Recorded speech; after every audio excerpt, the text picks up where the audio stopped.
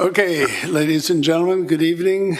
I'm going to call to order the Richmond City Council meeting of Monday, September 23rd, 2024.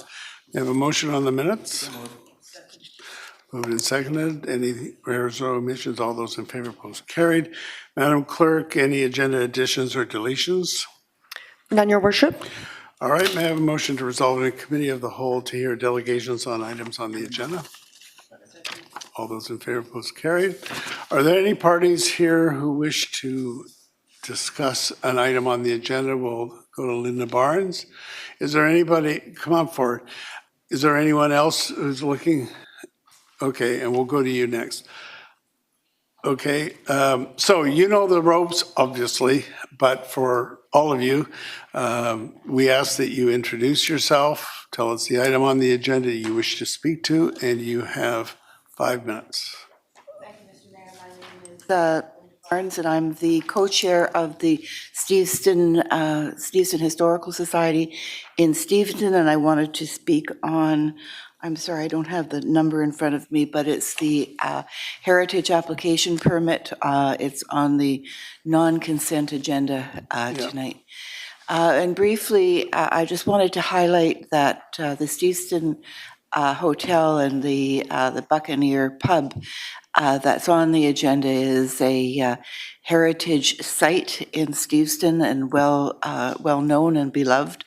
And so the Historical Society strongly believes that this permit should not be granted because the effect of this permit is that the pub will be closing. And the pub is really the focus of a gathering place in Steveston and has been since the turn of the last century, into the 1900s.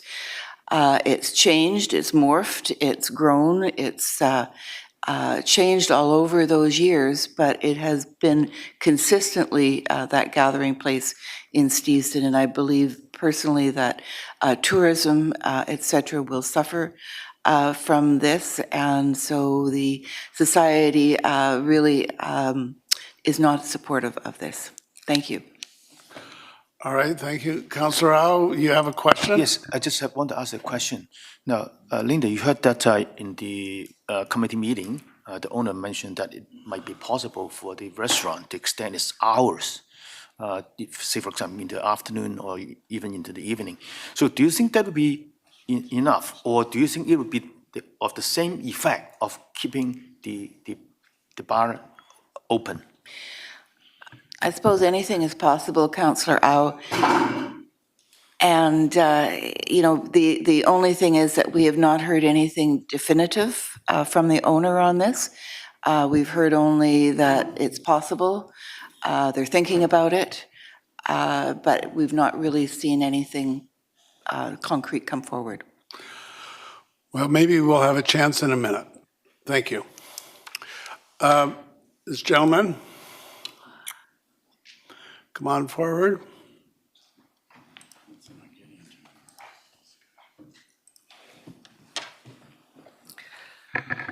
I would like to, Mr. Mayor, I'd like to address the council. Please introduce yourself. Tell us what item you want to speak to on the agenda. A few minutes won't take long. What is your name? My name is Sadru Ramji. I'm the director of Steveston Hotel. So you want to address the same item as the last speaker? The Steveston Hotel matter. Yes.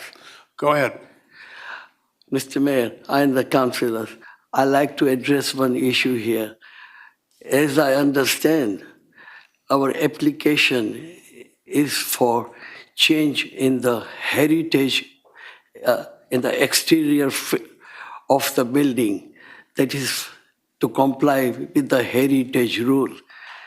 We are not applying here for permission to close the pub.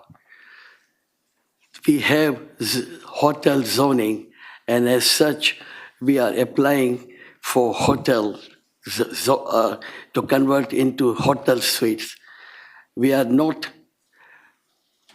applying to close the pub. it is the decisions of the company who own the hotel whether they want to operate the pub or not. If the pub is not doing well, they may close it. And that is why they are closing it. It's no point we discuss here every time whether the pub should be closed or not. We are only applying for changes in the exterior and comply with the heritage rules. Okay, thank you. What about the question that was just posed just before you came up about the use of the, as a gathering spot, use of the hotel restaurant? We are keeping the restaurant. I know, but extending the hours, We are using it as a extending the gathering hours. spot, Yes, yes, Mr. Mayor. that will happen, Yes, that will happen. okay? Counselor Day, you Yeah. had a question. Thank you very much. Thank you for coming forward, appreciate it.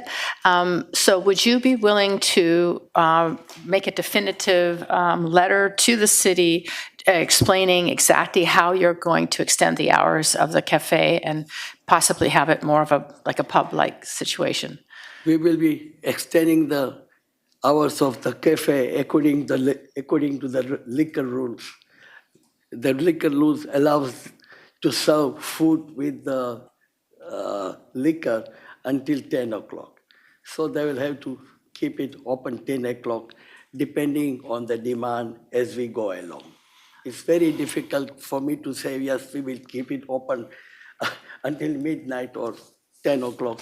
It depends how the business develops. But I'm sure with the closure of the pub, most of the patrons will utilize the restaurant. Do you think that you could, say, give it a shot for a year and say, well, we're prepared to keep the restaurant open, serving food and alcohol for a period of 1 year as an experiment? No, the restaurant will be open, as I said, according to the rules of the liquor board. Because if we are serving food and liquor, we cannot extend the hours. We have to either stop serving liquor at 10 o'clock and then serve the food alone. But as I said, it will depend on the demand. It is very difficult to foresee what will be the hours. But we will certainly extend the hours and maximize both in the sense of serving the community and the businesses. All right, Counselor Galanders, you had a question. Thank you, Your Worship. Thanks for coming up. I have a question. Hi. Are you saying that the hotel cafe has a different liquor license than the pub? How late is the pub allowed to stay open and serve liquor until? You see, the pub has got a very high capacity, 270 seater. The restaurant has got capacity of 100. At the moment, there's not much demand to fill in the pub. So most of the capacity of the pub is not utilized. As such, it becomes very expensive operation. While in a restaurant, the cost is minimized because it is a small area and the demand, the capacity meets the demand. Can you just answer the question though? How late is the pub allowed to serve alcohol until?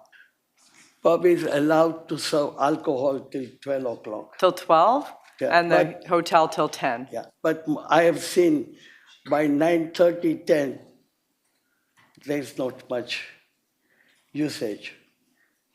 We don't see many patrons coming at after 10 or something. All right. Thank you. Thank you. Thank you, sir. We'll excuse you now. Thank you. Thank you. Thank you. All right. Anybody else wanting to speak to us about an item on the agenda? Yes, ma'am. Come forward.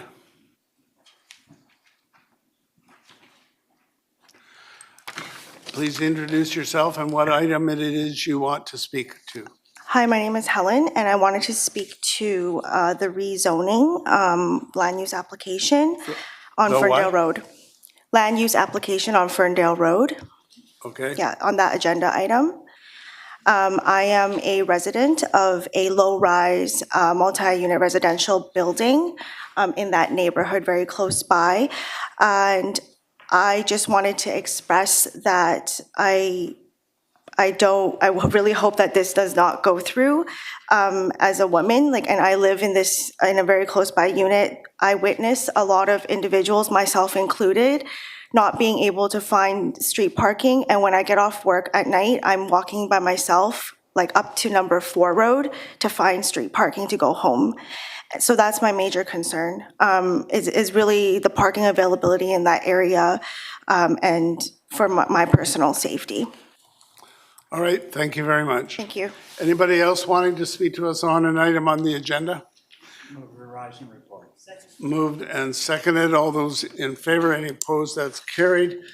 Brings us to the consent agenda. There are 2 items that have been taken off the consent agenda.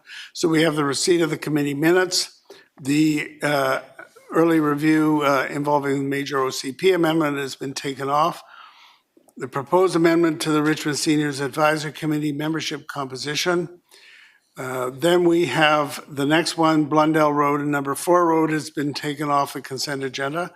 Then we have the 9311 and 31 Ferndale Road, the rezoning from small-scale multi-unit housing to townhouse ZT 104 in the North McLennan City Center area. We have bicycle parking review, the rescindment of the highway rail use bylaw, 2636, the local government climate action program, Year 3 survey report and the 2023 corporate emissions inventory, and the amendment to the underpinning works and construction fence encroachment bylaw, the addition of crane swing provisions. May I have a motion to adopt those by general consent? Second. Moved and seconded. All right. Councillor Au. Yes, Your Worship, I just want to ask one question on item 13. First of all, thank staff for the very comprehensive report. But I just want to have one clarification here. On page 170, in the report that we submitted to the government, staff, question number 4. So the Just a minute. What item are you wanting to ask about? Number 13. 13's off the consent, isn't it? No, I lied. It's on. I'm sorry to interrupt. Right. Okay. No problem. So, page 170, question number 4, and the question was basically asking us, the challenges that hinders our advancement in current action. And staff's answer was lack of jurisdiction and lack of data or information. So I would like staff to elaborate on that, what has been the feeling about the lack of jurisdiction or information, and what would be the recommendations for actions to us. Through your worship to Councillor Au, I'll just note that they are drop-down lists on that survey, but staff did choose those. As far as the lack of jurisdiction, right now there are several jurisdiction overlaps with federal and provincial requirements, including transportation building code data that the city relies on for reporting. Currently, there's an inconsistent with those, which makes our reporting a little bit difficult. So that's why we identified this portion here, ultimately limiting the information that we can get for our local tracking. As far as the work that we're doing, staff are advocating through many other channels to try to get the province to be more consistent with their reporting as well as funding for their annual reporting. If council is compelled to support that advocacy work, there's a couple things that you may choose to do, which is write a letter to the province indicating more frequent and reliable information and reporting data through the transportation building code sectors and potentially the UBCM stream as well. So, yeah, thank you for that answer. Okay, so I will leave it to staff and see, perhaps when it's appropriate, come back with some suggestions that, on how we can and how we should follow up on some of this. Will do, thank you. Councillor Glanders. Thank you, Your Worship. I also have a question about item 9B, or is it item 10? the Ferndale that the speaker spoke about. Item 10, it would be, right? 10, yeah, item 10. I just have a question of staff about this, and I just want to thank the person for coming forward and speaking, because if we don't hear from you, we don't know always what questions to ask. So I just wanted to know what the parking ratio was on this project, just out of curiosity. Is it how many spots per unit? Yes, through your worship to Councillor Galanders. There are 14 spaces required for this development, so 12 regular spaces and 2 visitor parking spaces that are required, and 14 are being provided on site. So it complies with the parking required for the development. Did you anticipate that this development would cause an increase to street parking, or has that been looked at all in the area? Do you know? It's probably more of a transportation question in general, but. Yes, through your worship to Councillor Galanders, each application is reviewed when it comes in for any potential transportation impacts. And in this case, the application is proposed to meet the standard parking requirements. Okay, thanks. Yeah, I did like thank you for answering my question. I did like this development because they were replacing all of the trees. But I have been in that neighborhood and it is difficult to find street parking. So I don't know if we need to do a parking study or something down the road on that.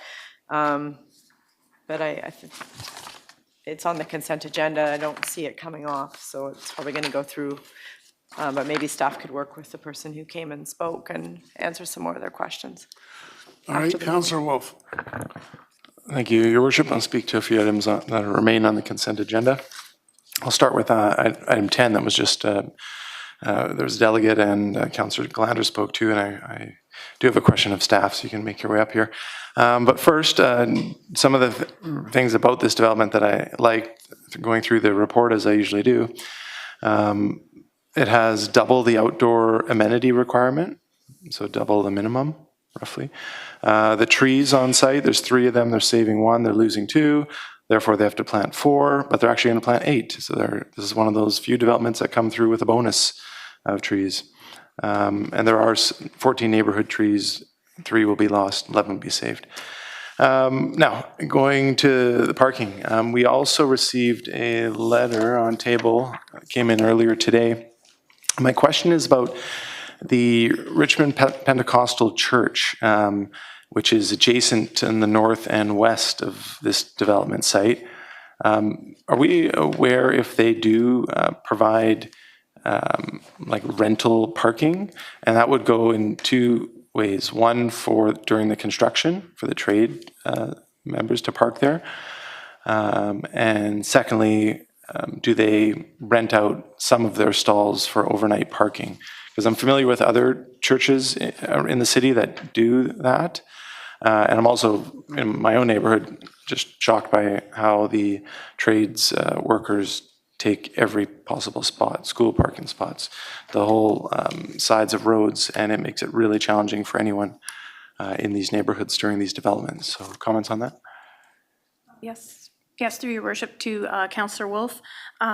For this application, for any application that we have, the parking is generally provided to be, or for the application is to be provided on site. As with any application, they are required prior to building permit issuance to have a construction parking and management plan approved by the city to ensure that they have considered all of the on-site parking for trades as well as any deliveries or anything of that sort. So it must meet sort of a city standard to ensure that they're not, I guess, relying too much on any one particular spot. So there is an overall review of that. In terms of renting out space, I'm not too familiar in terms of this particular site having done that in the past, but the applicant will need to provide that plan, which will be reviewed by transportation staff. Okay, then just to follow up on that, so it's not this city staff's role to communicate with private landowners to look for these parking arrangements, I'm sure of that. But that will come up at the development permit panel meeting? Is that where it would be discussed or described what their plan is? Through the chair to Councillor Wolf, parking is always reviewed, parking access as part of the development permit panel review, as you're noting. In terms of the construction parking management plan, that is required prior to building permit issuance. So there's a very fine-tooth review of that at that point in time. So the on-site parking is secured through the development process, and then the trades through the construction is dealt with through the building permit. Okay, thank you. My next question, or sorry, not on this item. It'll be on bicycle parking review and transportation. I do have a question for you. This did come up at Public Works Transportation. I didn't have this question at the time because I've learned some things since attending last week's UBCM and such. My first question, directly related to item 11, is the bicycle parking review. It looks at a couple of the different options or types of parking. Sorry, I lost my page here. 141, I think, yeah. So that talks about the parking programs that we have: bike racks, bike lockers, and bike valet. We don't list there the bike parkade. Could you comment on the city's use of bike parkades? Because I believe there is one at Bridgeport Station has the parkade. And are we potentially looking for more bike parkades in other areas, and it's just not listed here? Through your worship to Councillor Wolf, certainly we are looking at doing some different bike parking, particularly in Steveston. That's will become in front of you during the capital planning process.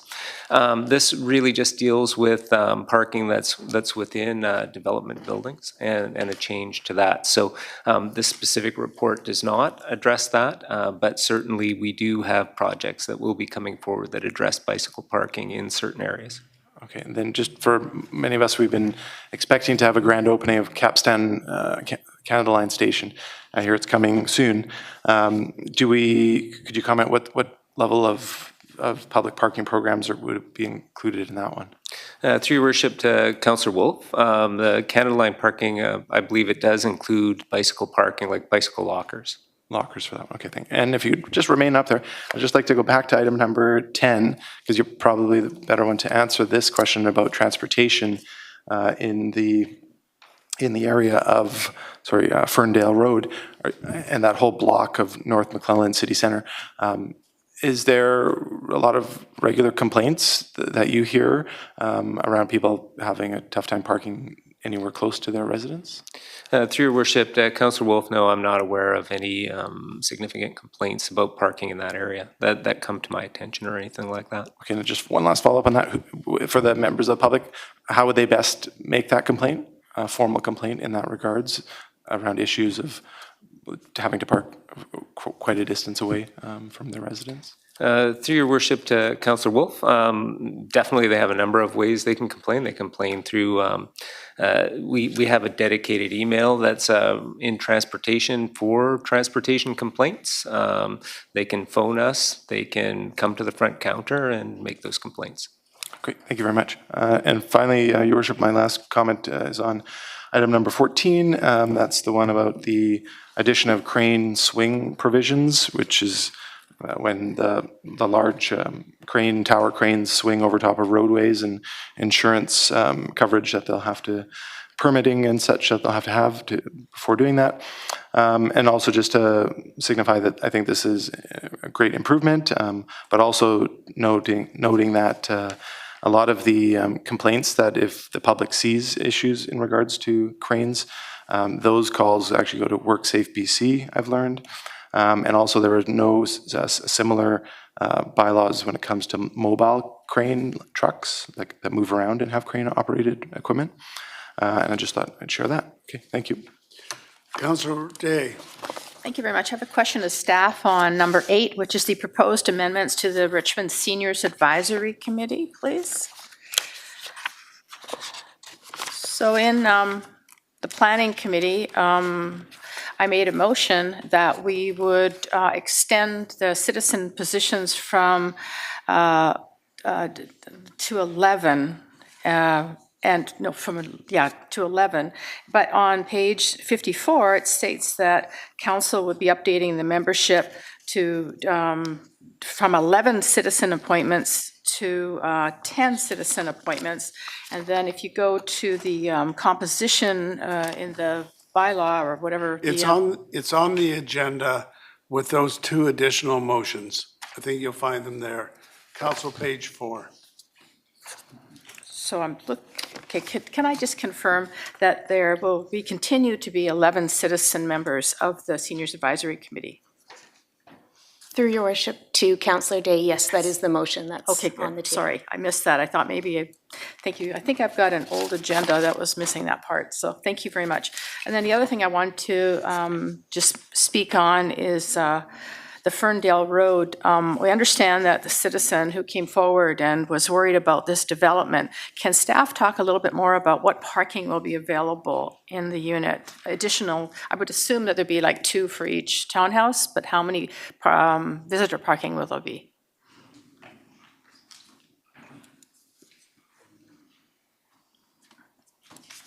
Thanks.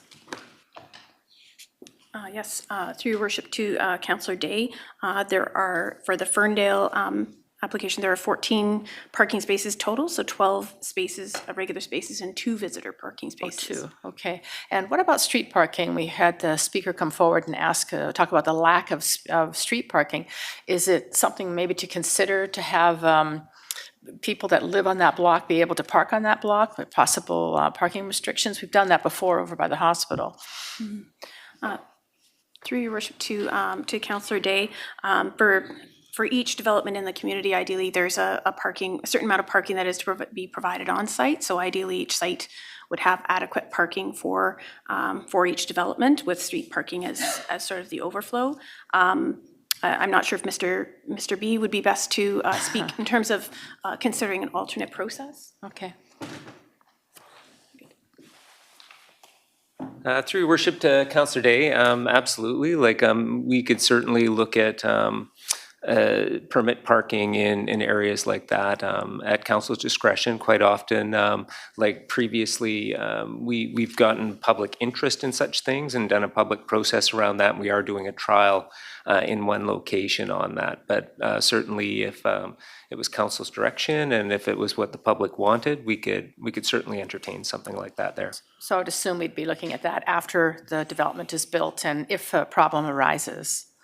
Through your worship to Councillor Day, yes. Generally, if the public came forward and they indicated they were interested in such a thing, we would bring it to you guys for decision. Okay, good, thank you.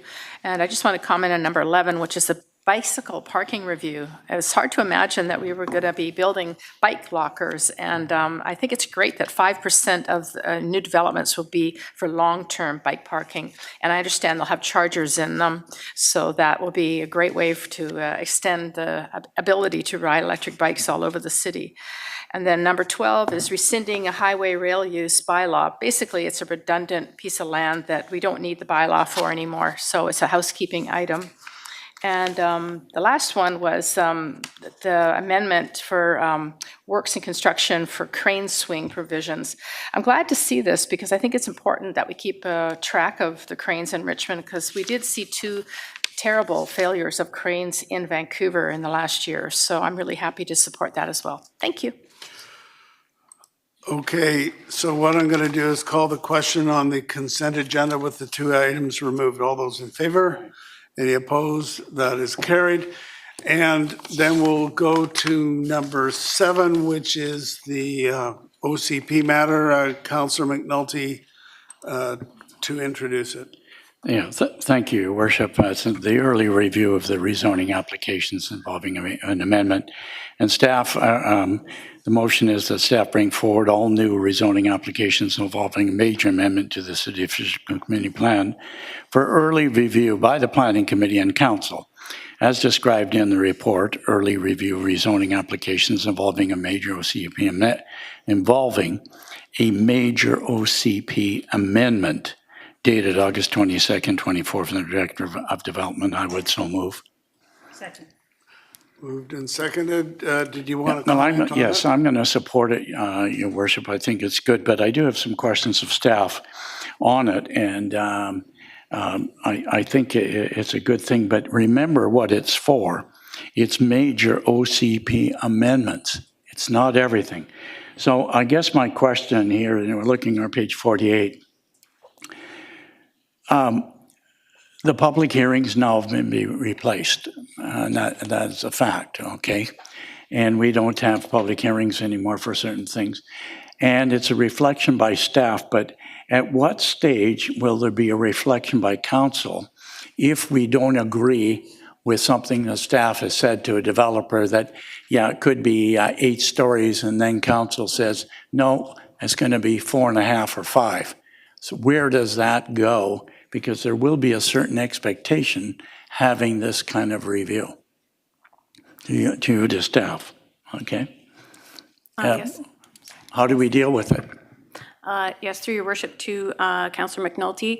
So the early review process was intended to capture a certain specific type of major OCP amendment. So for example, a change in land use designation from industrial to commercial, industrial commercial to residential, change in the form of development, or change in the location of lands designated as park. So if it kind of falls into one of these key bigger categories, those would be ones that we'd targeted for input. If there is an application that's more in keeping with existing policies in the OCP that may be just slightly different in terms of height, like not a significant change that really affects the form, that may be something that would continue through the regular process. Okay, and I remind council on this, and I can say this far, we have already just dealt with this in this way, which has been a total difference, and you saw what happened. And I'll leave it to that for those that are thinking. Because on our page 50, it says limits the amount of detail that council's decision. Obviously, we don't make up our mind till staff bring it forward, I think. And the other question I have, which I think is extremely important, is at what stage do we inform the public of what's happening around them? Because we don't have public hearing anymore. All of a sudden, the example you just met, we dealt with that over the last couple of weeks again. You come forward and say, well, we're going to move commercial to residential, et cetera, and we said, nope, but the public don't want it. So when do they know? Because the developers are not going to tell them that. They'll talk to you, but they're not going to talk to the public. So where is that in this process? Yes, through your worship to Councillor McNulty, the early review process, because it does not deal with inquiries per se, it involves full applications. So an applicant would need to provide the full set of plans, all of the details to staff, and then ultimately it would, when a sign is installed on the site, there would be early notification to area residents to inform them we've received an application. The process is identified to within about 4 to 6 months of receiving that application, having an opportunity to vet it for compliance. Staff would bring it forward to council at that point for further direction versus the existing process, which would take it much further down the road before coming forward to council. Okay, Again, we just dealt with it. And I really think that we've got to watch ourselves on this one. And I hope these are very, very few in the, over page 50 where it says, limited to a high overview of the area's non-compliance, because it would be very difficult if we all didn't pull in the same direction to understand it, and especially with the public, we're not wanting it. Anyhow, Your Worship, I will be supporting it to move it forward, to try it and see how it falls out. And then I suggest we review it after 1 year if we indeed pass this. All right, Councillor Heed. Thank you, Mayor.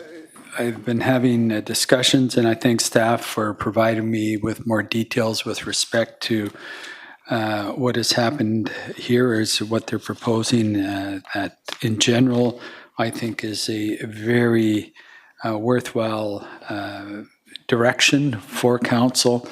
But I do have some concerns regarding the volume that may come in. I know you identify major OCP versus, and then you distinguish with minor, and then you give a few examples of major OCP.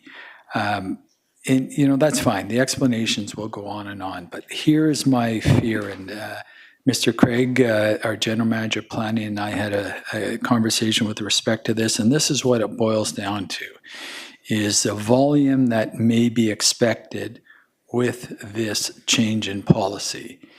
And will that volume be so excessive, so something where we're trying to come with a more efficient way of dealing with some of the OCP amendments, be backlogged based on what we're trying to determine.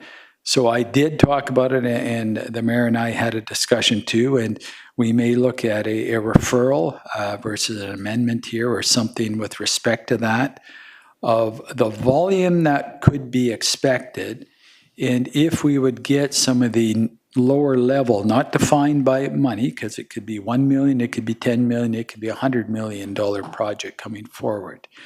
The volume that would be expected, for example, in 1 year, that would be coming in front of council under this new policy change. Yes, through your worship to Councillor Heed, please excuse me, that was a question? Just you were directing? The volume that you expect in a Okay, year. just confirming. Yes, we would anticipate, through your worship to Councillor Heed, 3 to 6 a year based on our estimation. So these would be full applications, fully committing with architectural plans, surveys, the whole kit and caboodle in terms of the application. And the number? Anticipating about 3 to 6 coming in 3 to per 6, year. that's it a year. That's our anticipated, yes. And what do you base that on? Based on really the number of times applications have been referred back to staff for further discussion when they've involved an OCP amendment, that was quite significant. Okay, just a further question with respect to that. How much time do you think we're going to save with this process versus once they have their technical application in to you to review, and now we're taking it in front of council, council will do their due diligence, say, yeah, we think this is a good idea, or this may be where we have some concerns. How much time is that going to save the developer? Through the chair to Councillor Heed, if you looked at a very complex development in the city centre that goes through rezoning and development permit, that could potentially be, depending on the number of issues that come up, 18 to 24 months to go through the entire process of rezoning and building permit. So with this, having an application come in, being reviewed 4 to 6 months in, there could be a turning point there in terms of whether their application appears to be valid or supportable. So with the feedback they would receive from council, they could then just determine whether it makes sense to proceed further in the hopes of moving forward towards a report to council and public hearing or to change. That sounds good in theory, but in actuality, I do have some concerns with it. So, Mayor, I will make a referral motion, or you already know what my referral motion is. You could just talk about that at the end of the debate. Or, well, maybe we could deal with it now. The suggestion is that there would be adoption of what is in front of us with a direction for staff to review the history of the situation after 1 year, and also that we would refer to staff to bring forward amendments to the fee bylaw and bring them to Finance Committee. That's what you had in mind? Correct. And just to clarify that, I'd be looking at some type of nominal fee that are charged for people that want to go through this particular process because they're jumping the queue on it. Thank you. Yes. Okay, so can I take it that that's a friendly? Anybody have any objections to that? Okay, so that'll be the motion going forward. Councillor Au. Yes, Your Worship, generally I support the concept. I think it's a good idea. But I have 2 or 3 questions. Now, the first one is on page 48, CNCL 48. Staff talk about, municipal scan. And, you mentioned that this is not the norm. And also you mentioned only 2 cities had that kind of process. So my question is, number one, why is it not the norm? Is it such a good thing? Why is other cities not doing it? And secondly, in your report, you did not talk much about the experience in the other cities. So they've been doing it, for how long? What has been the learnings from the experience? It's not in the report. Yes, through your worship to Councillor Au, on the first point in terms of why it is not the norm, well, I would be guessing a bit, but in my estimation, our experience here, we typically have inquiries from applicants on, wanting to pursue particular type of development. And at that first point of contact with staff, we do inform them of the city's policies and guidelines outlined in the official community plan and the direction we're going. So we do try and provide sort of firm direction in that regard. And then have discussions. In some cases, we do end up in a pre-application meeting where we look at ideas in greater detail. But in terms of somebody really pursuing something different, that's where this process is being introduced. And my apologies, I didn't quite catch the second question. The sense is, okay, so what has been the experience in other cities, when they've been doing this, like Port Moody and New Westminster in Coquitlam, right? They've been doing this pre-review. So what has been experience? What can we learn from that when we make our policy? Yes, through your worship to Councillor Au. These other municipalities that we looked at have, I guess, refined their approaches. In some cases, they have it delegated to staff. In some cases, they have specific size criteria or certain threshold that they've been using. And I don't have a great amount of detail, but these approaches seem to be working for them. But they do appear to be in the minority in terms of the number of municipalities that are pursuing this kind of a process. Well, but in that case, can you provide us with more information regarding these 3 cities that have been using this process? Because as you mentioned, right, there are different approaches. So perhaps, before we jump into it and, develop our own policy, I think we better have a scan on, what they are doing, how they're doing it, and what has been the impact or the result. So I would expect that, some information like that will come back to us before we really jump into it. Bear in mind that if we pass this tonight, we are jumping into it. Right. But we could always reconsider or refine if that was found to be necessary. No, because right now, I think, like the steps, we haven't really get into details about the steps. Here, we're talking about your pre-screening, but, who would initiate the review? How? How is the timeline? I think those are details that we need to know. I mean, Are we getting more information on this? Yes, through your worship, we did discuss that we would anticipate it would come forward within about 4 to 6 months of receipt of a complete application to come forward to council in terms of timeline moving forward. No, but are there global instructions as to how this is to proceed? I think that's what Councillor Al is saying. My point is that if we approve this tonight, you're going forward with it, though we still have to look at fees and a review after a year. So you're going forward with it, right? Through your worship, if directed by council, yes. So if you could give us a memo on what you find from the other cities, and if someone finds something alarming in it, we can always talk about it some more. Exactly. Yeah. Okay. Good. Now then, it leads to my other question, which is on the next page. Okay, so even though you mentioned that in the past, there's only about 5% of those applications refer back, but I also believe that perhaps, with this new process, there could be much more applications or much more requests for this kind of review. Now, my question is, how can we prevent this early review becoming pre-screening or pre-approval? Or at least, how can we prevent the applicants from believing that once they, quote unquote, pass this early review, then it is a kind of a guarantee that this is going to be supported in the future? How can we make this very clear to them? I think Mr. Craig wants to address this. Go ahead. Thank you, Your Worship. Through you to Councillor Rao. In terms of the experience of other municipalities, one thing I would say is that there were a number of municipalities that were looking at land use inquiries and vetting land use inquiries through their council. That did lead to a backup, and a number of cities have stopped that process as a result. In terms of what we are suggesting here, the barrier to entry is a complete fully rationalized rezoning application, which does, as Ms. Smith elaborated, require architectural drawings, surveys, full payment of application fees. So there is a checkpoint, as it were, to frivolous requests.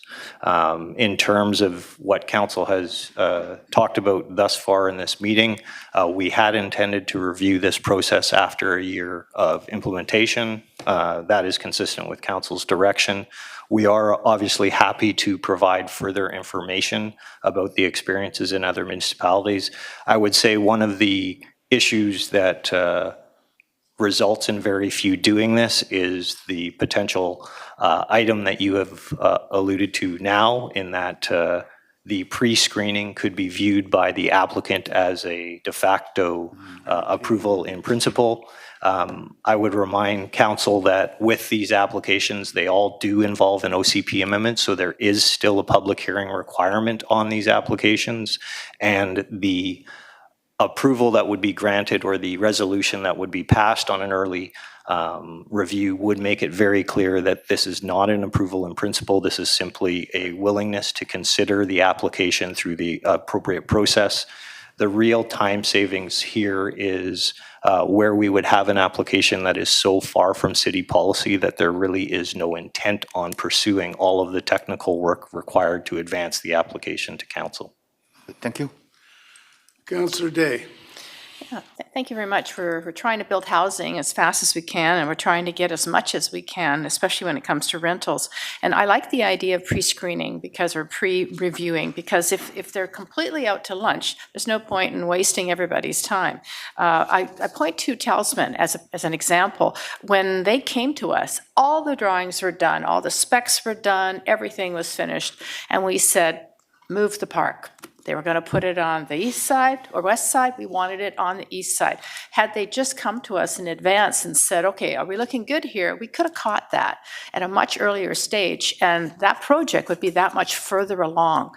Not to mention cost savings. And keep in mind that the builders pass on those costs to the buyers. So if we can reduce the costs and reduce the wait time, I think it's a win-win situation. And I mean, in Coquitlam, New West, and Port Moody, they already provide staff with direction to look at early screening just to see if they're on track or not. And I think that this is a great way to show the province and the people of Richmond that we're trying as hard as we can to get things happening and not waste everybody's time. Thank you. Councillor Liu. Thank you, Worship. Yeah, it's interesting that Talisman was brought up, because certainly it was held up for quite a while, moving the park, especially when staff had told them to orient it a certain way and get rid of those old trees. Also, then it was held up for almost an additional year, messing around about some rental spaces on there that are now not, the shovels aren't in the ground yet. So my question though for staff is, how big of a property is a major OCP amendment? Is like 100,000 square feet of land qualify for that? And so like we've had a couple land assemblies here in Richmond where the applicants come forward with what's permitted in the OCP, which is townhouses. But then when they actually get in front of us, some of council says, oh, wouldn't it be nice if we had 4 or 5 story apartment there? And so is that the kind of situation that would come forward in this? Yes, through your worship to Councillor Liu, we do actually have existing direction from council, for example, along arterial roads where currently townhouse may be permitted, that if someone is proposing a 100% rental project, that there could be support generally for going to a higher form, like a low-rise apartment building. So in that kind of context, that would not be something that would typically trigger this process. However, if somebody was looking to build a significantly taller building that felt potentially quite out of context in the area, if there's a significant change in use, if they were proposing it on a commercial or industrial site, if it's something that's really way far out of the scope of the OCP that may not make sense, an apartment building in an industrial area, staff will be discouraging that. If it is something that falls into some of the categories, for example, as I was describing, if they were proposing an apartment building, that would be something that we might consider forwarding to council for input if it's over and above what's outlined in the OCP. Okay, and so this will speed things up, but if they have to do all their drawings, and are they going to have road dedications on adjoining? Like, I've heard from people that Coquitlam's is so onerous that what's the difference between just doing the application and coming forward with this pre-zoning? Yes, through your worship to Councillor Liu. In this case, we are trying to ensure that the applicant is serious about their application. So raising a high bar, as Mr. Craig mentioned, in terms of having a full application. The benefit here would be if it does not conform to the OCP, the applicant would find out within the 4 to 6 months. And council would have that opportunity to weigh in versus getting potentially much further into the process before finding that out. Okay, thank you. Okay, with that, I'm going to call the question on the motion, which has been expanded. All those in favor? Any opposed? That is carried. And the other one that was taken off is number 9. We'll go back to Councillor McNulty to introduce it. Thank you, Worship. The application is by DF Architecture and Company for rezoning at 9951 and 91 Blundell Road and 7951 number 4 Road from small scale multifamily house RXL zone to the medium density. And the application to be introduced, given first, second, and third reading. And I would so move it. Moved and seconded. It's straightforward, Your Worship, on this one. There is no reason for it not to go through. I think it's well documented. We're getting 14 townhomes, a couple convertible suites, and to go with it, and which is interesting to see how they're going to be working out. And they're contributing cash in many of the areas. Obviously, with only 14 townhomes, the cash is a considerable amount, almost up to $500,000 into our various funds, the affordable housing strategy, $250,000, and the market rental housing policy, another $50,000 approximately. And these are just approximate sites. And there's on-site parking, and they're doing the job on it. And I just want to make a comment too, Your Worship, about the street parking, and to bring that up at planning next time, because we don't promise anybody on-street parking with any development. Okay, those are freebies out there, and every development should have enough parking for its residents. 1 car, 1.5 car ratios are all there. And the tree replacement, it's an interesting portfolio there with 15 trees on site to be removed, a 2-to-1 replacement.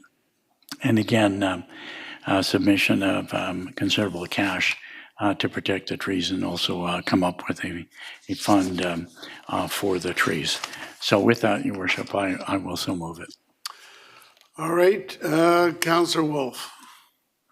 Thank you, Your Worship. Yeah, I find this straightforward in a different way. This is a development for townhouses right on a major arterial corner. We're talking about number 4 Road and Blundell, 2 major roads. I've been adamantly opposed to this type of development. I've been waiting for our official community plan to be revamped, because I think that at the end of that, we will be doing more, or asking for more, at corners like this. To only put in this medium density townhouse development with 0 indoor amenity space is a big problem. I find we see a lack of places for people to connect, daycare issues, you name it. There could have been a huge long list of indoor amenities that would probably be valued by the future residents in this area and current residents, and they're getting none. They're also only doing the minimum outdoor amenity space, which relates to why their tree report, or our tree report here, is flawed once again. There's 19 trees on site. They're saving 4. We're losing 15, and we're losing the 4 hedges. Our 2-to-1 ratio says that they're supposed to put 30, but they're only making room for 26. It's pretty close, but it's not all the way there. We're losing a city tree as well. And so once again, this is a major arterial corner, and I think we're losing out the potential for something more than just somebody's townhouse unit at the corner. Councillor Glanders. Thank you, Your Worship. I have a couple questions about this of staff. I'm curious about on CNCL 73, when it says 4 rows of hedges are in poor condition or moderate condition are proposed to be removed. The removal of the hedges would provide for better CPTED and casual surveillance opportunity. Is this like a policy, this surveillance opportunity, or if there was lovely trees there that didn't provide this surveillance opportunity, would that line be in there? Like, is that something that we remove trees for to have surveillance opportunity? Through your worship to Councillor Galanders, it's really primarily on a site-by-site basis if something is really providing a bit more of a block. In some cases, hedges, because they can be more continuous, can be more difficult to see through versus in some cases trees. So partly it is on a case-by-case basis, but also each application is sort of reviewed with those kinds of elements in mind. Does that make sense? Okay, so on normally we have a tree map, like with all the trees, and we can see their tags and that they're going to be removed, and anything relating to trees on here is really, really small, so I was using my magnifier on my phone because I couldn't read it. On the corner, so I can't tell which ones are being removed from what I know of the site. So that corner at 4 and Blundell on the northeast corner, it has big cedar trees all around the corner of that. They look like individual trees. Or is this being considered a hedge because they're so close together? It's providing a wonderful privacy and noise barrier for people that would live behind there. Yes. Sorry, so is that one of the hedges? Is that big cedar wall of trees that you see at the corner of 4 and Blundell, is that considered part of the hedge 1 to 4 that's being removed? road, yes. So it's not considered a tree, it's considered hedge. Okay. And then, yeah, so I'm not happy with that. I think if you look at even developments neighboring it and what this development is looking like with all the architectural drawings, I mean, I don't think it's showing the trees in the drawings. Maybe they're going to be planted around and we'll have those little perfect even little sticks along, or I don't know, but it's not going to be the same type of biodiversity. Obviously, we're going to lose biodiversity, but when normally we see all the different types of trees that are going to be removed and what each of their issues is, and this one just lists 11 trees, and they have cavities, structural defects, etc. So I'm picturing, dens and nests for squirrels, and that it's probably pretty environmentally rich habitat that we're losing. And then when I look at the plant replacement chart with my magnifier, which I don't have up anymore, it says a lot of the trees that are being planted in containers. Is that in addition to the 26 replacement trees, or are we considering trees being planted in containers and not in the ground as replacement trees? Through your worship to Councillor Galanders, depending on the site context, in some cases we end up with trees in containers. For the most part, we generally aim to have them planted in the soil. So in this case, in this development, on the page plant schedule, CNCL 92, all of those trees are going to be planted in pots. It says pot, pot, pot, pot, pot, all on the right-hand side of that little chart. So are those the 26 trees are those the 26, part of the 26 trees? That many of them are in pots. They won't ever get big or be part of the soil. Yes. Through your worship to Councillor Galanders, I'm just confirming Yeah, either sorry, way. I know My it's hard because apologies. it's so small. Mr. Craig, do you want to help us out? Thank you, Your Worship. Through yourself to Councillor Galanders. In terms of replacement trees, the city's expectation are those trees will be planted in the ground. The pod is often referenced the size of the plant at initial planting. With a ground-oriented townhouse, we do not often see trees planted in pots. They will be planted in the native soil. All right, anything else? No. All right, Councillor Day. Thank you very much. I want to refer to page CNCL 83, which is a layout of this development. And I note that along number 4 road on the east side of the development, it says green buffer. And then also out on the north side of the project, it says green buffer on 2 locations on either side of the new driveway.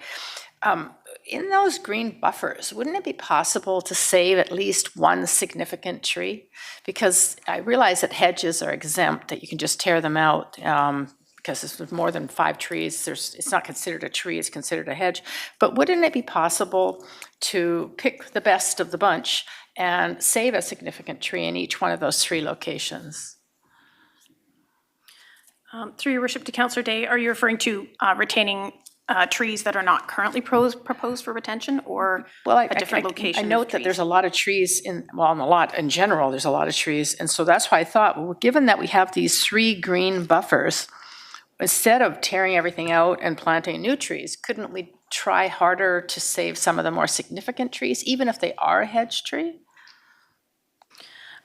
Through your worship to Councillor Day, when staff do review each application submission, it comes with an arborist report, and then the in-house tree preservation group reviews it as well and comes to, determines whether or not what's being proposed makes sense, and then identify specific trees that we really want to push to try and retain, whether adjusting building envelopes and so on. So the configuration we have here is based on that analysis. So we have done the analysis to see if we could retain trees where possible, and I think with the cedar hedge, that just was not possible in that location.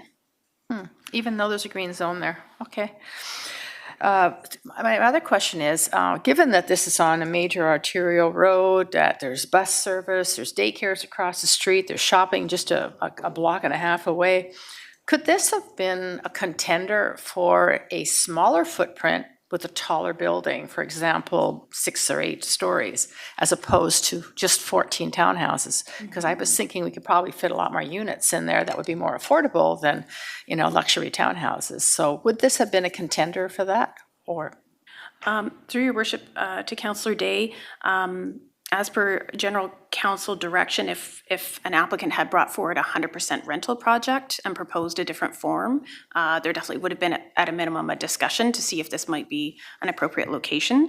However, in terms of discussion to date, the direction has been that's really only for 100% rental projects. Okay, yeah. I'm not sure if through the OCP review, we're also looking at opportunities as well, I believe, especially along the arterials, to look at other opportunities to incentivize. So I believe that in the broader discussion will be considered. But in terms of this particular site, at this moment in time, if it was 100% rental, we might have had that conversation. But otherwise, it currently does propose with what's permitted.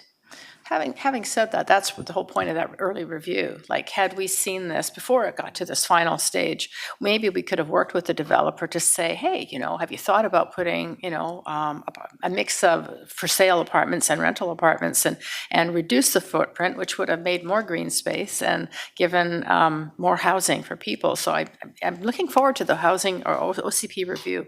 We can't get it quick enough. Thank you. Okay. I'm going to call the question then on the motion. All those in favor? Those opposed? That's carried with Councillors Galanders and Wolf opposed. That brings us to the items which were already taken off the consent agenda. The first one is number 15, the Stevenson Hotel. We'll go to Councillor McNulty. Thank you, Worship. The first one is the referral response to the Stevenson, the heritage alteration permit for 12111 3rd Avenue in Steveston. The recommendation is that a heritage application permit, which would permit exterior alterations on the identified heritage building and the associated landscaping at same address, be issued, and I would so move to put it on the floor. Second. All right, so it's moved and seconded. Did you want to make further comment? Well, Your Worship, I voted against it in committee. All right. And I wanted to see it on the floor, but obviously council making a grant. I still believe that we're dealing with exterior alterations to a heritage building, and we are not leaving the heritage on the building. And the landscaping is being changed from heritage to whatever. And there was a lot of discussion about cafes being open, et cetera, it has nothing to do with the heritage. The cafe is not a heritage building in the heritage section. So I'm going to stay with where I am on the position that this is a heritage building. It should remain the alterations don't need to be changed for the interior. If you're going to use the interior, you can still keep the alterations. Otherwise, you're going to lose one more heritage building. So with that, I'll stop and let others speak. Councillor Wolf. Thank you, Your Worship. Yeah, I did attend the council meeting where this was discussed and supported the statements from Councillor McNulty at that time and today. I'll just highlight on our page 205, Council 205, I think that's that has a key statement that, for me at least, it makes it a very clear, easy decision to make here. And it says near the bottom, second last paragraph, a heritage alteration permit, a HAP, is required if exterior alterations are proposed to ensure that proposed changes do not negatively impact the overall heritage value of the heritage resource and the heritage conservation area. We've received presentations from Steveston Historical Society, letters from staff who work there still, others who've been long-term residents and are just shocked by this 100-plus year tradition. And I'm using that word because one of the delegates is correct. The current form of the Buccaneer doesn't go back 100 years. There's been fires, there's been renovations, yes. But it's the function of it, rather than just treating it as the physical structures that tie to the heritage value. And truly, if council approves the external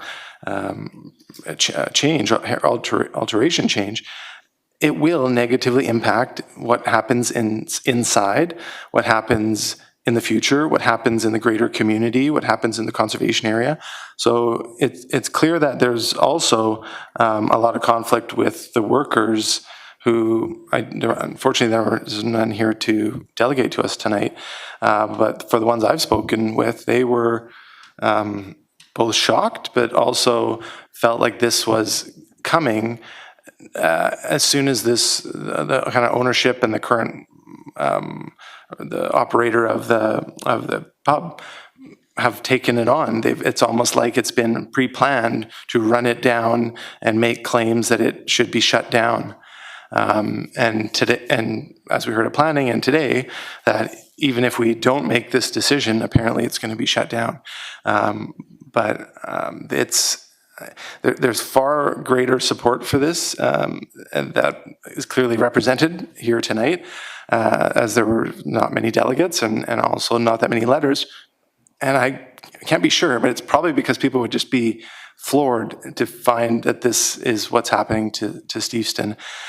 Further gentrification, further Airbnb rental type suites taking over a place that has held countless fundraisers to support countless causes, a place to connect to the heritage, the big fisherman's fishing forever sign that's gone up. Like there's clearly a lack of communication in all regards, and so I'm not going to support this alteration tonight. Thank you. Thank you, Your Worship. I'm also not going to support this heritage alteration permit. I agree with the comments by Councillor McNulty and Councillor Wolf. I think that we obviously can't make an owner continue to operate a business, and if they want to close the business, that's their prerogative, and if they want to focus more on the hotel, that's their prerogative, but we're not under no obligation to issue the heritage alteration permit in order to do that. You look at special, big, large rooms like this would never get built again. So it just wouldn't happen in today's market, and it doesn't happen. And we see all over town, like the Hollywood Theater, it was going to come down and in Vancouver, and the developer decided to incorporate it and build around it. And you know, it saves these things that are special for the community. So if the permit was something that was wanted by the community and it was going to improve the community, that would be one thing. But if it's just causing negativity and harm to people, then I'm not interested in doing that at this time. Councillor Liu. Thank you, Your Worship. I will be supporting this application. They've come forward. They've gone through a long process. The application process is to do a heritage alteration permit on the outside of the building. So what happens inside the building isn't affected by whether or not they change the window or change the landscaping. They can still change the inside, whether or not we make them keep the outside the way it is. We had an opportunity as council to buy the McKinney House many years ago, and we didn't, because we didn't want to deal with going through council to make any changes to it. So we knew how hard it was to deal with ourselves to get this stuff done. Holding people up and holding businesses up in Richmond who are meeting what's being required. If we don't like what the heritage alteration permit process is, or if we want to make it more stringent that it has to be a certain era or something else, then let's talk about that. But that's not what we're talking about here. People have a memory of this place, and the memory of the place is wonderful. We've all been to a fundraiser there. I don't drink regularly enough to support them. I'm sorry. I also can't afford to take my kids out for burgers there every weekend to keep them going. I don't see anybody else running out there in a big hurry to do it either. So, and even if we don't allow this, it doesn't keep the pub open. That's not what this is. They can still run any business they want inside because it has a commercial license. So all they're asking to do is fix the outside and make it look nice. And I think we need to accept that and move along. Councillor Heed. Yes, the arguments we've been hearing from the general public and all that don't relate to the outside whatsoever. It's all related to the inside and what he does with his business, whether he keeps the beer parlor open or the pub open or anything like that. I have yet to hear anything from any delegation, whether it's in planning or here, that talks about the problem other than council members with the outside of the building. So we can't confuse the two, as Councillor Liu has put out there. That's not our position, and I will be supporting this based on what has come forward. Councillor Hobbs. Thank you, and through the chair. We had a very good discussion at a couple committee meetings about this, and I think that I will have a question for staff just to confirm something we heard there, but this is about what's happening on the alteration permit on the outside, not about what's happening in the inside. And yeah, I was just at the Buck last week for something, and yeah, I like the Buck, been there a lot. But that business, in the owner's opinion, isn't viable, and they're changing the business. So now we're dealing with what's going to happen at the outside, on the outside of the building. I just point out that attachment 4 on page 221 lists that, and it's largely to do with windows and planters and things like that. So it's not like the outside of the building is changing in a radical sense, and it has changed over the decades as well. And the question for staff is just to confirm something that I think we were told at one of the committees, and that is one of the issues with the stakeholders has been the history of the place, the nature of the gatherings that have happened there over the years through its different formats, and that we have the ability to capture some of that information with existing resources and existing staff time and work with the stakeholders, the Historical Society, the owner, and that we'd have that level of cooperation moving forward, that we could capture some of that history so that we would not lose it, and that we could have it perhaps on display in the cafeteria itself to some extent, perhaps on display at the Britannia Shipyards or the museum or some other event. And I just want to confirm, and it might have been Ms. Fenwick that was talking to that point, but that we have that ability and that we are working on that with stakeholders and will continue to, because I thought that was a major point for the community.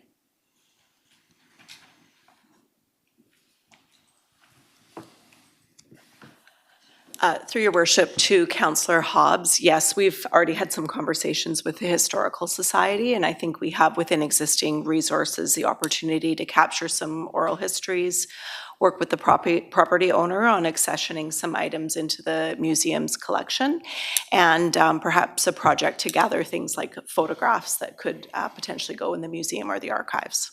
Okay, I think that's really important, so that's good to know. Thank you. Councillor Day. Yeah, I was also there last week for an event that the one that Councillor Hobbs talked about, and I hate to see the pub go, I really, really do. But we do not control whether someone continues with the business or not. It is ultimately up to them. But when I look in our package, we've got pictures here of what it used to look like in the 1940s, and there was trees in front. And the part of the plan is to install 3 or 4 trees that will take it back to the historic way that it was in the past. And you know, I'd rather see it be hotel suites than nothing, than just shut down. That would be such a shame. And you know, if it was just left empty, it would eventually be vandalized and could end up being burning down. So rather than say no to this, I think we have to accept that there's a lot of pubs that have closed in Richmond. An example, the one on Blundell and Number 2 Road, you know, that building got torn down, the pump house. And, you know, people just aren't going to pubs the way they used to. They were a big deal, you know, 30 years ago. But, you know, I still go there from time to time, but not enough to keep them in business. So I think we have to let the owner make the modifications and upgrades, because it will not only upgrade the building and make it more, you know, long-lasting. I think that as long as it's done in a way that ties in with what's already there, which sounds, from reading all the details, that's exactly what they're going to do. So I'm going to support it. Councillor Au. Yes, Worship. I'm not going to repeat what has been said, but I just want to point out a few things. I think first of all, I think when we talk about heritage building, we are talking about entity. You cannot separate the inside from the outside. And saying that, oh, keeping the shell as is and changing everything inside would be a heritage building. I don't buy into that. And I raised that point at the committee meeting. And regarding, you know, keeping closing down the pub and keeping those artifacts, a few of them in the restaurant, and then put the rest into the archive. I think again, it's not going to it's not the same thing as if you have the pub and then the culture and the spirit and the memories, you know, as well. So I'm not going to support this. It's not up to us, as far as I'm concerned, to tell a business owner what business they need to be in. I think people have somewhat of a romantic recollection of this particular pub. I can remember when it wasn't all that romantic at all. I can also think of the big beer parlors in all the major hotels used to have a beer parlor. Basically, none of them have them now. We're being asked to talk about the heritage style of this building. They have the zoning for what they want to do, and they just want to be able to change the facade and, you know, related areas. Yeah, if all things were considered, I'd have them keep it the way it is, but I don't see how we can turn this down, so I'll be supporting it. With that, I'll call the question. All those in favor? Those opposed? It is carried with Councillors McNulty, Au, Wolf, and Galanders opposed. Next item is the food primary liquor license. And it's the application from the Hilo Lao Canada Restaurants Group doing business as the Hai Little Isle Hot Pot for an amendment to the food primary license, requesting an increase in their hours of liquor service from Sunday to Saturday, 10 o'clock a.m. to midnight, to Sunday to Saturday from 9 o'clock in the morning to 2 a.m. Be supported, and the usual confirming letter would be sent, and I would so move. So that, yeah, this is an application to extend hours. It seems to conform to everything. As I recall the discussion, the place is open until 5 o'clock in the morning. They want to be able to serve liquor past midnight, going to 2 o'clock. Seems reasonable to me. Councillor Wolf. Thank you, Your Worship. I did oppose this at General Purposes Committee, and I will again today, and I'll explain some of the reasons. It actually ties really well with the last item that was just debated heavily. So there's all this talk about there being not a lot of drinking going on, people don't go to pubs. Well, we received from our medical health officer a presentation a few months ago, and BC has hit an all-time high per capita consumption of alcohol.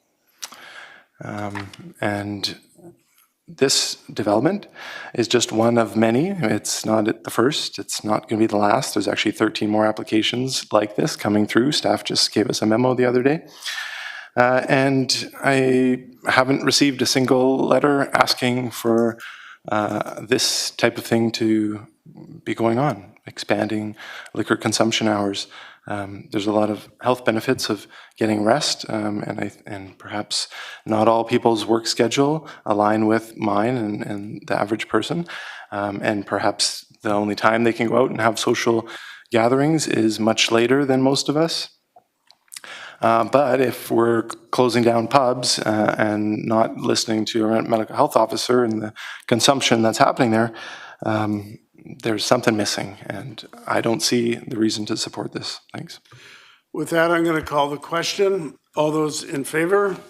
Any opposed? It's carried with Councillor Wolf opposed. Brings us to the public announcements. We have just a few of them. First of all, we have National Day for Truth and Reconciliation. Monday, September 30th is that day. It's a time to honor survivors of the residential school system, the children who did not make it home, as well as their families and communities.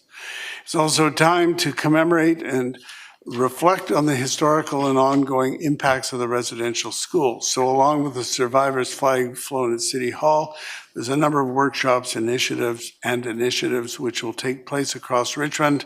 So if you want details of that, go to the city website.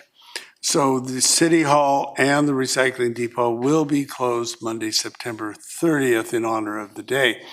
Then we have Culture Days. We opened that the other day. Culture Days returns from now through October 13th. It's recognized as one of Canada's most engaged cultural communities, and we expect this year to be no exception. So there's more than 80 free events and activities on offer to inspire involvement in the cultural life of our local community. So if you want a complete list of the events and the activities, go to richmond.ca/culture days. Then we have the Go to Bike Week. That returns beginning today, September 23rd. People across Metro Vancouver are encouraged to give cycling a try, whether it be biking to work, going to the corner store, or simply taking a leisurely ride with family or friends. The city is hosting a celebration event on Thursday, September 26th from 3 o'clock to 5 o'clock.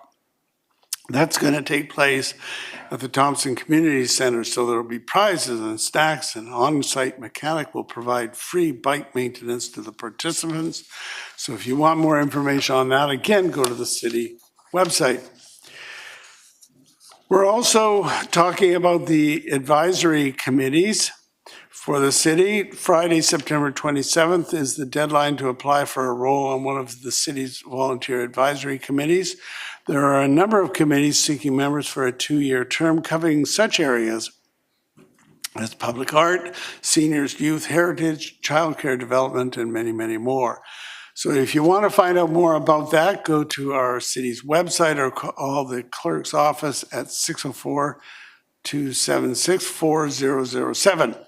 Then we have National Seniors Day. October 1st is National Seniors Days, and the city will again celebrate with a number of free and low-cost community activities throughout the week. While focused on residents over 55 years of age, everyone is welcome to attend the activities that include public art tours, social events, and a pickleball tournament. So if you want more information and registration, go to richmond.ca/positive aging. With that, we have one bylaw for adoption. Move the bylaw. Moved and seconded. Discussion on that. All those in favor? Any opposed? That is carried. And then the development panel, Madam Clerk. Thank you, Your Worship. There are two recommendations. Recommendation 1, that the chair's report for the development permit panel meetings held on August 21st, 2024 be received for information. And number 2, that the recommendations of the panel to authorize the issuance of a development permit for the property at 6551 Number 3 Road be endorsed and the permit so issued. So moved. Second. Moved and seconded. Any discussion? All those in favor? Any opposed? That is carried. So may I have a motion to resolve into committee of the whole to hear delegations on non-agenda items? Moved and seconded. All those in favor, opposed, carried. We have 4 delegations, all on the same topic of Canby and Smith permanent supportive housing. So the first one is Sheldon Starrett. Please come forward, identify yourself, and you've got 5 minutes. Oh, good evening, Your Worship and Council. My name is Sheldon Starrett, resident of Richmond, the city center. Stop CPH is a grassroots movement responding to the lack of transparency and openness that had been exhibited this summer with the posting of the supportive housing site on Let's Talk Richmond. Residents of the Canby and Sexsmith neighborhood only became aware of this website as the Let's Talk site was locked out for responses. Very few, if any, letters were mailed out in the first phase, and the vast majority of people in the neighborhood felt this was sprung upon them suddenly. Of course, this is not a new development. Last November, a city manager spoke here at council, stating that work was being undertaken to prepare a permanent site to relocate the residents residing at Richmond's low-barrier temporary modular housing sites. It has been indicated in media that this has been a process years in the making. Many people from across Richmond have come together to join the movement to keep Richmond safe. We all stand in support of housing, but we feel the process for housing needs to have community safeguards, as well as transparency, accountability, and robust community consultation. None of us are against housing for homeless, but we do feel this BC housing model of warehousing general homeless in with people with mental health and drug addiction issues is only exacerbating the problems of mental health distress, drug addiction, public disorder, and a dynamic spectrum of varying crimes. I mean, I'll be very clear that I categorically can kind of condemn and the criticism of this as misinformation and fear-mongering. We strongly believe those with mental health challenges need housing that has adequate mental health supports, and likewise those with drug addictions need detox and rehabilitation treatment following all 4 pillars of the Portuguese model. This is not happening, and Richmond, to my knowledge, does not have any detox or drug treatment facilities of any kind at this time. Low-barrier housing is not the solution for Richmond. If members of this council feel the need to adhere to housing first, I would hope such housing should come with barriers to mitigate the negative and harmful impacts these sites have had on community neighborhoods. We cannot bury our heads in the sand and deny there has not been impacts, because that is why we are all here. BC Housing and the State of Richmond made many promises with the TMH sites, and these promises were not kept. Many people have legitimate concerns of whether to trust what is being said, to trust these promises. The promises were broken, and right now the trust of the people is broken. The permanent housing is currently in suspension. Just in August, 1,400 invites were sent out to the people in Richmond by BC Housing to do consultation, but only 4 in-person sessions were offered with a maximum attendance of 30 people each. 120 people having the chance to attend a consultation in person out of 1,400 is concerning. It has the appearance of wanting to sweep this under the rug. If the process is reinitiated, I think it's important that the City Council should strive to hear the people of Richmond out. You are the government that is the closest to the people, the level of government that interacts with people the most in their daily lives. If BC Housing cannot reform their low-barrier model and find new ways to mitigate harmful negative impacts, then it is incumbent upon you to step up and not approve the zoning for this project. The people of Richmond deserve to have government leaders that are committed to keeping their communities safe and supporting policies that mitigate disorder and crime, as opposed to those that exacerbate these negative impacts. Since I have a little bit of time left, one question I also would like to ask: are statistics of the operational successes and or failures of these sites being reported? Do we have percentages of people successfully transitioned against other information such as drug overdoses, overdose deaths, suicides, violent crimes, and other information of what is going on in these sites that are currently operating in Richmond, which are funded by our tax dollars? Are there any independent third-party audits ascertaining the efficiency and accountability of where this money is going. I think the people of Richmond have a right to know these questions and just how our tax money is being spent on these programs. Thank you very much. We have a question from Councillor Galanders. It will be a question and not a debate. Of course. Did you know that we do have recovery centers in Richmond? I'm not aware of there being any detox or full-scale rehabilitation centers. Do you know that if we had a detox in Richmond, that it would just be a centralized, and that anybody from any community could attend our detox? You can't build a detox just for Richmond residents? I think, well, if we need to get people in Richmond into detox, that would be good. These sites obviously need safeguards as well, and they need to be secure as well, so that these people get the help that they need. All right, thank you very much. No, thank you. We're not going to get into detox centers. We're talking about Sexsmith permanent supportive housing. Thank you, sir. Thank you. The next delegation is Kevin Lai. Councillor McNulty, what, did you have a question for the last one? Direct question of the delegation. Well, sorry, he's gone. No. Yeah. Go ahead. Good evening, Your Worship and councillors. My name is Kevin Lai. I have been in the Richmond resident for almost 4 years. And I came here today with a business petition against the Canby permanent housing project. And I'm not just here to present with numbers, but also want to share personal stories and emotions of business owners that I have met while organizing this petition.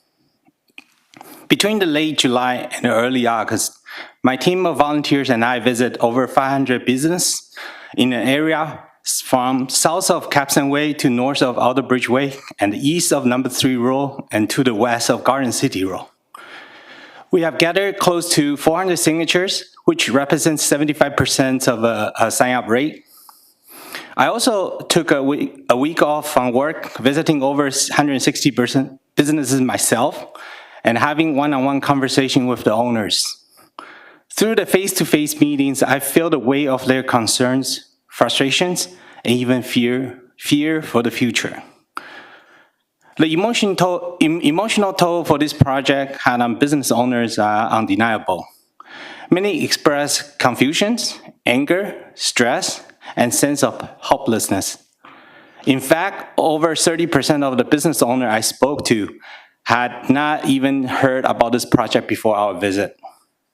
Only 10% have received a notification through their strata managers, and shockingly, none, 0 out of close to 400 businesses have received any forms of official communications from BC Housing, either physically or digitally, at the time we conduct our petition.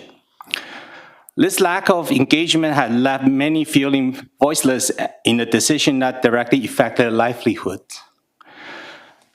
As I stood in their shops looking them in the eyes, I could feel their frustrations. Many were deeply concerned about the introduction of low-barrier housing and the potential impacts of the area.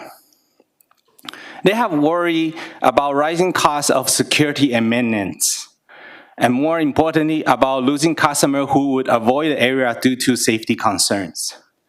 Some owners actually live near the current TMH sites and share the first-hand accounts of the damage and disruption it has caused.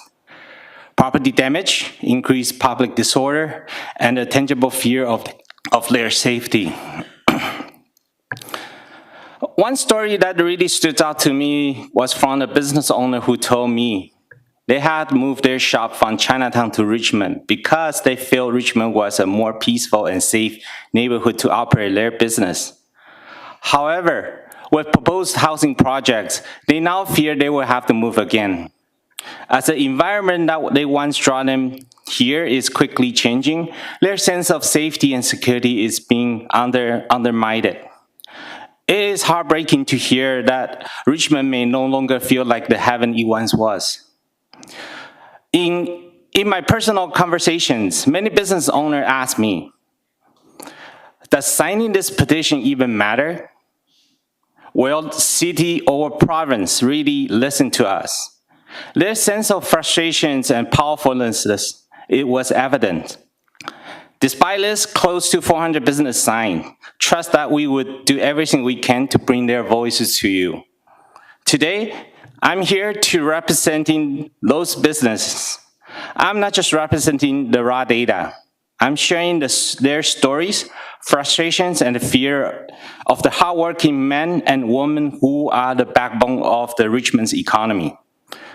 Those small business owners rely on their shops to support their families. Most of them have been here for decades, but now they fear for their future. This isn't about politics. This is about the survival of thousands of families. Even though the project has been paused for now, it will inevitably come before you for review. Before you make your decision, I ask you to consider the real people. I can photocopy the list of the petition to you upon request. Are you aware that the process for consultation has not started? Yes, I'm aware. Okay, but the problem is that there's an online, sort of online section prior to that. When we operating the petition. Yeah, the consultation period was starting in September, Mm-hmm. starting by BC Housing. And then that would be followed by the city with the rezoning and all the consultation around that. Are you aware of that? No, I'm not aware. Well, that being the case, can it be a surprise that in July, months before consultation was to start, that you're complaining about not being consulted? Okay. Thank you very much. Thank you. We'll go to the next if you have a petition to leave us, give it to the clerk. I need to make a photocopy first. Fine, Yeah. whenever.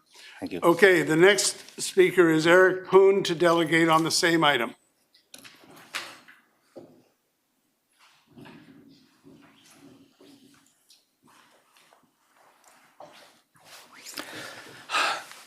Good evening, Mayor and Council members. My name is Eric Poon, and I am the Strata President of Ferndale, a residential building located just a block away from the proposed permanent supportive housing sites. I'm here not only in that capacity, but as an everyday resident in the community as well. I, like many others, care deeply about the future of our neighborhood. I understand the needs for initiatives that provide housing for vulnerable individuals. However, I'm also deeply concerned about the way this proposed supportive housing project has been managed, particularly the lack of meaningful community engagement. The decisions to limit consultations to 30 people per sessions across only 4 sessions is alarming. We had to go through a very tedious process, going through online, getting a ticket, registering through our address, and was also reminded that we'll be checked with our ID in person to attend these sessions. Why do we restrict these discussions? If the city or the government truly believes this project will benefit the community, why not hold a larger town hall meeting where everyone can participate, hear your message, and provide feedback? We're all reasonable people. Our opinions may differ, but that doesn't mean we should be denied the opportunity to express them. Everyone in this community has a right to be heard, and right now, it feels like many voices are being shut out. Mayor noted in a recent interview that this project has been in the works for a long time, yet none of us in the community is aware of this until recent months, and limited community consultation sessions were only planned after a resident organized rally. What's even more concerning is that this seems like a repeat of the temporary modular housing in Elderbridge. I remember the many issues that arose from that initiative, problems that affected the community significantly, and now this proposed supportive housing project seems to be following the exact same formula. We've already seen how poorly things turn out with TMH, and repeating that same approach on a larger scale will only lead to bigger problems. Instead of learning from past mistakes, the new project feels like we're doubling down on them. The issues with safety and community disruptions that came with TMH are well known, and it's troubling that these lessons haven't been applied here. As a strata president of Fiorella, I can assure you that the concerns from residents in our building and many others nearby are real and valid. We want to be part of the conversations, not excluded from it. We all want a safer, stronger, and more inclusive city, but repeating a failed formula is not the solution. I urge the council to reconsider how this process is being managed, engage with us openly and transparently, potentially hold a proper town hall where all voices can be heard. Together, we can find a way forward that addresses everyone's concern, but only if we're allowed to be part of that discussions as a bigger group.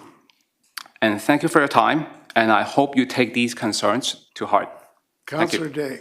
Yeah, I'd just like to clarify. I understand what the speaker is saying, that there's going to be 4 sessions where people can come in, 30 people. Is Can this staff? a question of him? It was actually. If not. Can I ask staff? What? Not with the speaker. Okay, maybe when we're finished, I could ask staff the question. Okay, thank you. All right, thank you, sir. Thank you. The final speaker on this point is Mahdi Torabi on the same issue.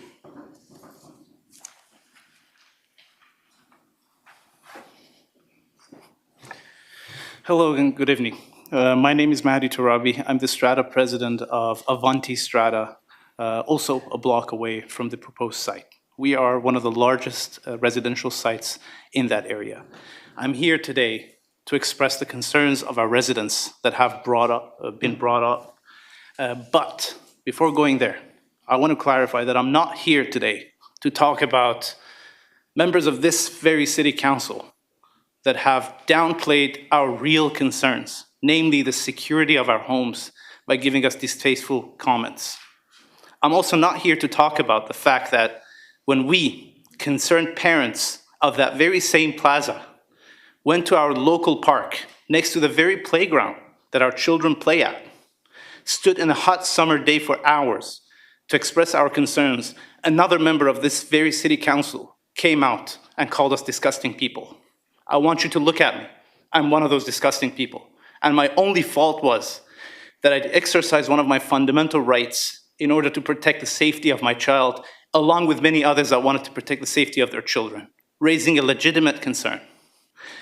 But instead of getting to those, I'm here to do something else.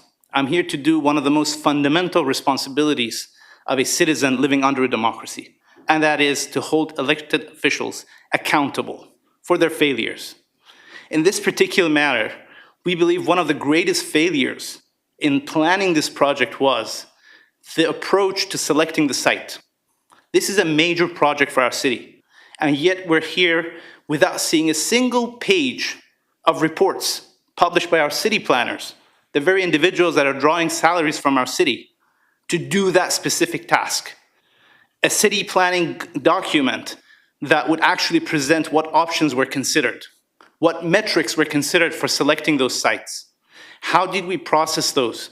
How did we decide, based on what metrics, that this particular project in its current location, proposed location, is going to be beneficial to the community? How are you planning to measure that? When we haven't even talked about the impacts of the existing projects. How are you reflecting the learnings from that existing project? How can we advance without building on existing experiences? But yet we haven't seen anything from either the city council or the city planners that are working on this matter and are supposed to have the answers for us. How could you go and put up a rezoning sign before you even publish that? What were we supposed to look at as the people that are dealing with this issue? And when we brought up our concerns, all we got was political pushback in the media. Till this moment, none of you have come forward with that report to us. All you have done is, instead of talking to us, you talk to media by name-calling us, by calling us bigots, by calling us fear-mongers.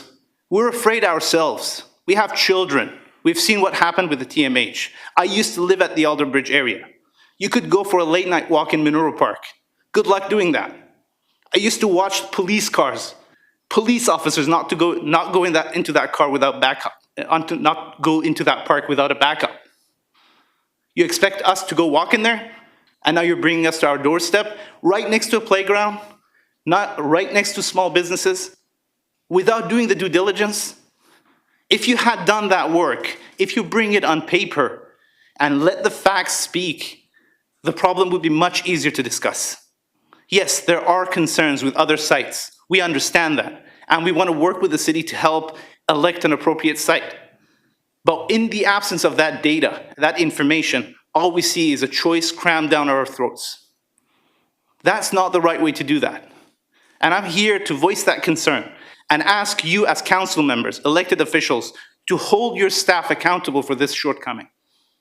And do the right thing. Let's bring this on paper and discuss it objectively. Like, once we have it on paper, we can look at the facts and see.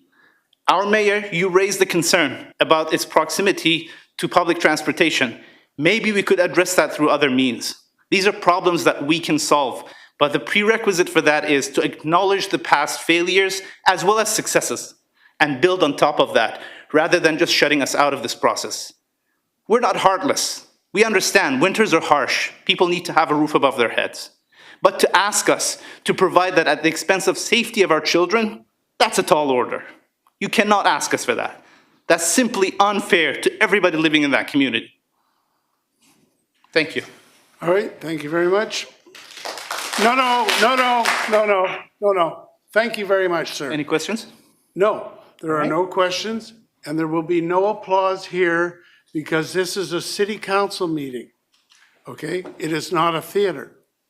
So I'm going to ask for a motion to rise and report. So moved. Moved and seconded. All those in favor, opposed, carried. Now we have a couple speakers who want to ask questions. Councillor Howe.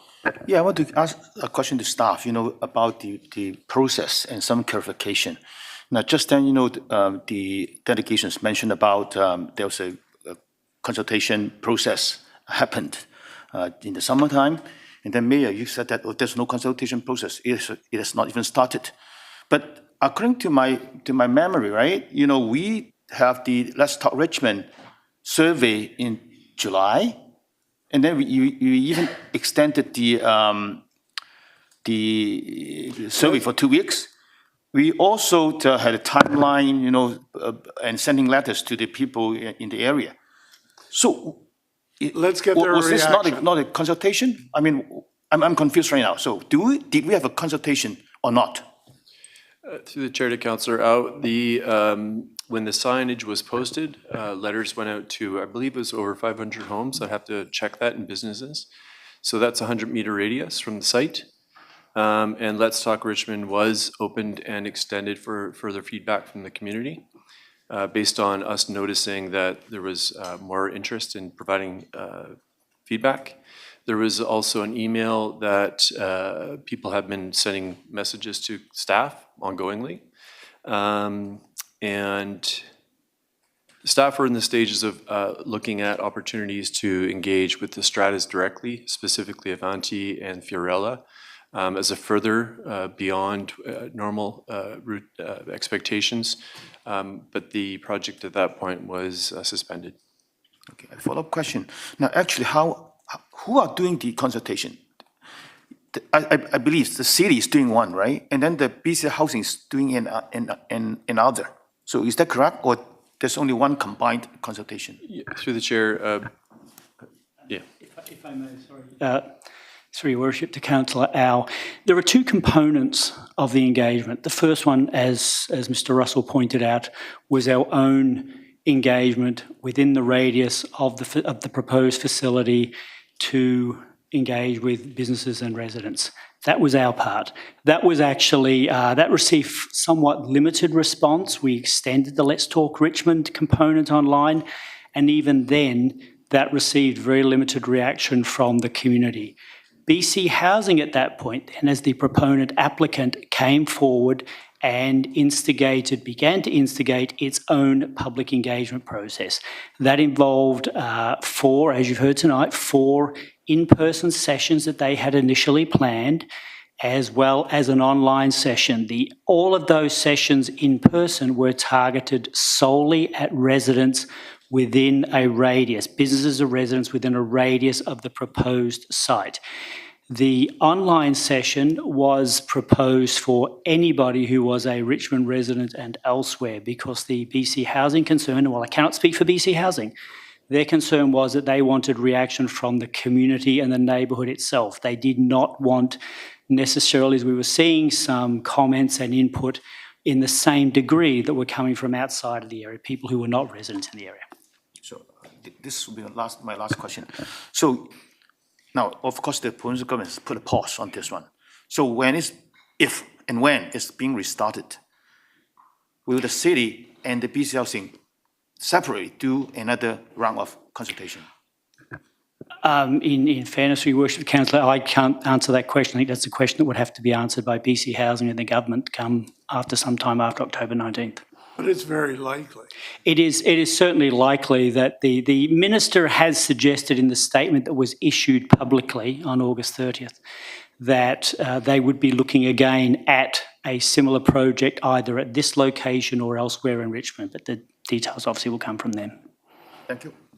Councillor Day. Yeah, thank you very much. So if we have heard over and over again from the speakers that there was only going to be 4 sessions with 30 people, if those filled up, what would the process have been? Through your worship, the Councillor Day, BC Housing had indicated they would certainly do more sessions if the demand was there. After the first, it was roughly a week or so that those sessions were put out in an invitation manner to around 1,400 residents in that area, residents and businesses. There were, at the time that the project was suspended, from memory, 52 or 54 individuals had signed up for those 4 sessions. So well below the 120. Certainly at that point, the indication where it was below the 120, yeah. Can you recall any project that has received a kind of effort by staff and BC Housing for consultation? As much as what we're doing on this one? Staff would have to defer to other projects in the past. I'd have to look into that, but definitely in this case, staff do believe we went beyond normal practice in this case to create opportunities for further feedback. Okay, my last question is, we had a speaker mention that the rezoning sign went up and then they tried to get the report from staff. What's the process to make that staff report available? Through the chair to Councillor Day, the staff report would be the rezoning application when it comes forward. So the sign goes up first, then after a period of time, then the application comes forward, and that's when you have all the information and you make the staff report. That's correct. So it wasn't being hidden, it just wasn't done yet. That's correct. As a normal process. Thank you. Councillor Glanders. Thank you, Your Worship. Further to that comment about the rezoning, just so the public understands, when we're dealing with city land matters, these items are not public for a long time because that's the charter that we have to follow. We're following all the rules regarding that, correct? Through the chair, yes, that's correct. There's nothing more that we could have done earlier. When we have city land, we don't advertise that we might be doing something on it because there's a whole bunch of reasons why we can't do that. Is that correct? Through the chair, yes, that's correct. I think the site location and site purchasing is certainly something that is private or closed to the public. But when they become available for use, that's when it becomes public. Yeah. Just one more question and comment. I don't know if it's of our communications department or if it's more of community safety, but a number of the speakers spoke about safety and the children being at risk and the known failures. Some people said that our temporary modular housing is, and I just want to express that it's certainly not a known failure as far as this council is concerned, and all of the statistics that have been provided to us is that there's been no increase in crime in the area and there's been nobody's safety is threatened. I know that people are still dying outside every month, so their We are safety asking is certainly questions. threatened. Yeah, is there anything you can say about the actual facts of are people's lives threatened by the temporary modular? Is this a failure of council, the temporary modular housing, or is it, has I it don't think improved? it's up to staff to say whether this is a failure. Well, I just don't think it should be able to be said that it is Thank when you it very isn't, much. right? Yeah. Councillor McNulty. Very much. Obviously, we heard from the delegations tonight, and I think we need to listen to them. But three specific things with thing. There's a lot of hearsay out here. I got a piece of paper that there's drug dens and there's all kinds of stuff in Richmond, and Richmond is the most unsafest place in North America, which really picks me off, to be quite frank with you, to hear that. It's not. We haven't done anything about it. The status of this so-called project now, and I say so-called project, what is the status? Somebody said it was on hold. Give it to me again so we can record it. Councillor McNulty, the ministers, I want to make sure I have the exact word, suspended the project for the purpose of further consultation. His project. The application. His project. Application is a BC Housing project. I just want to make sure, not council's project, but his project. Correct, it's a BC Thank you very Housing much. project. Okay. The second question I have, when we put a rezoning sign up, it is an application for a specific intent or purpose. Is that not correct? That is correct. No decision has been made on the use of that land at this time. Is that correct? That is correct. So no decision is made, false claims by members out there of council, making a decision on that yet, correct? Correct. So when we make that decision, or the process by which we are going to make that decision, we will come up with our own consultation process directed by council, correct? Not by any other body, our own.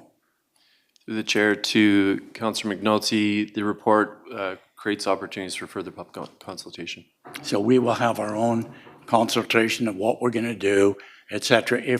What if we rezone it to low-income housing, for example, for seniors and whatever? We would have a consultation process to the community to see if they wanted that, correct? Through the chair, if an application of that nature came forward, that would be the process. That kind of thing. I just wanted, Your Worship, clarify the record. People are here, they need to hear where we are, okay? And decision has not been made per se, although there's a lot of things flying around from people, and I want to make sure we are transparent, honest, and correct. This council has not made a formal decision yet, correct? Correct. Staff have not brought forward. Not brought anything forward for us to make a decision, not at this correct? Thank you very much. All right, thank you to staff. May I have a motion to adjourn? All those in favor, opposed, carry. We are now adjourned.